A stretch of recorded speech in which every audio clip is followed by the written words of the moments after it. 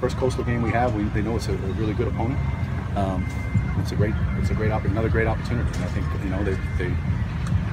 think they have resolve to them, and they were able to overcome a lot of adversity throughout the season. And the only game we didn't have adversity really on the defensive side of the ball was the opener.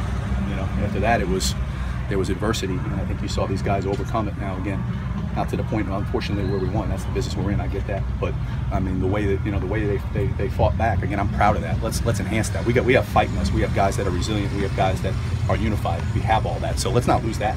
Okay, let's just execute a little bit better. The teachability. How impressed have you been just with their ability to make the adjustments in the second half? Awesome, and it's an ongoing thing. It's every series. It's every series, and again, it's a big part of I'm down on the sideline this year of why I wanted to do that. I was upstairs the last couple of years, but there's a translation from upstairs. There's I have to say it to somebody, and somebody's got to relay it, and I think that's helped us a lot.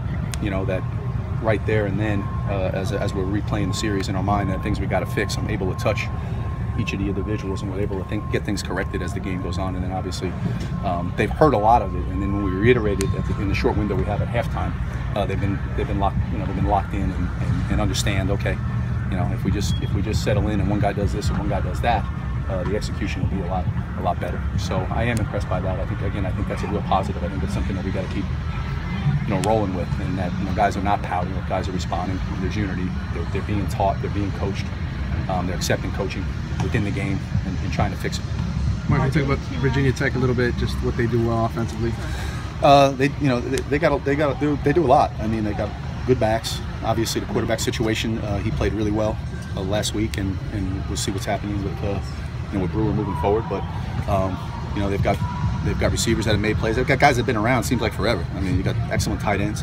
So they do a lot. They do a lot of things. They make you defend a lot of formations and a lot of different types of plays. So they present a big challenge.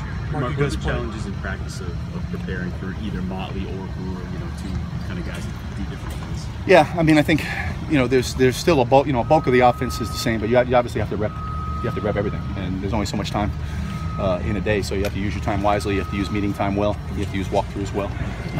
You have to maximize the week. Everything counts with every opportunity that we get. The time we get them in the meeting's got to be awesome. The time we get them on the field, it's got to be awesome. When we do a walkthrough for a few minutes after practice, we got to get the 5 or 6 things that we feel like we need to correct that day. So it just really takes a lot of organization and just being on point, and everybody, creating excellence with every opportunity that we have, whether it be meeting, walkthrough, or practice throughout the week. Mark,